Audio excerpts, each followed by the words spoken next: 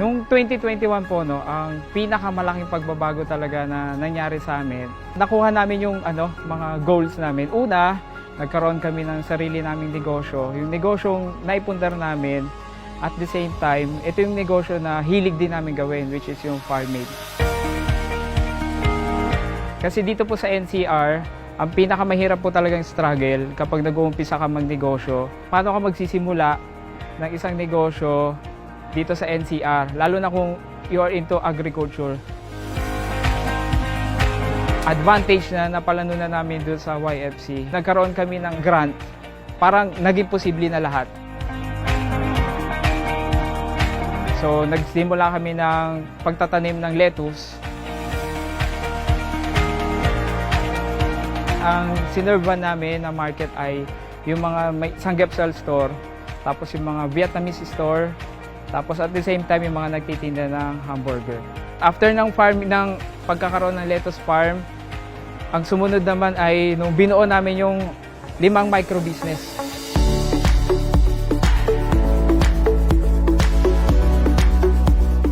Kung mahilig ka magtanim, pwede ka naman into hydroponics. Kasi wala tayong magandang klase ng lupa sa NCR. Gumawa kami ng mga ice cream. Ang ginamit naming mga product is galing din sa mga young farmers na katulad namin. Kasi ang pinaka po talaga challenge, no? Paano natin maituturo sa bata na mag-e-enjoy siya magtanim.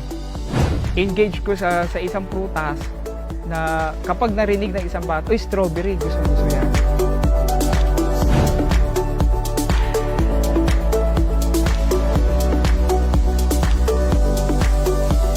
Ang pinaka po talaga namin ay mag-introduce ng mga bagong pakain sa bata.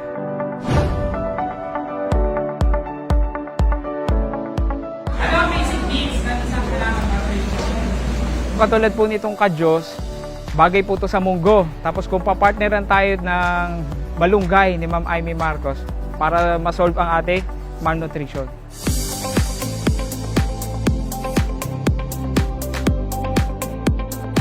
Noong 2021, na-expose na rin po tayo sa social media. Nakilala na tayo na dito sa division. Nilapitan na tayo ng mga teachers na gusto mag-aral ng hydroponics. Part ng advocacy namin, kasama ko sa business, nagturo na rin kami na mag-hydroponics sa iba't ibang school na nakapag-convert na rin kami ng iba't ibang school. 2 birds at the same time. Kumikita yung paaralan, nakakapag-serve sila sa feeding program. Bilang young farmer, yun po yung pinakamalaking reward. Kasi yung knowledge na natutunan namin, na na-expand dahil sa reward na natanggap namin, naibahagi na namin sa iba. Ako nga po pala si Vernie Esbeo, isang Young Farmer Challenge Batch 2021, isa na rin pang publikong guro.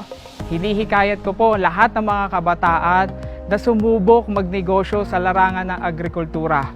Ang Young Farmer Challenge at ang opisina ni Senator Amy Marcos, handang-handa po silang tumulong para sa mga kabataan katulad mo, katulad ko, na gustong magnegosyo sa larangan ng agrikultura. Kaya, wag na po kayong mahiya at samahan niyo po kami sa advokasya namin na palaganapin ang kahalagahan ng agrikultura dito sa ating bansa.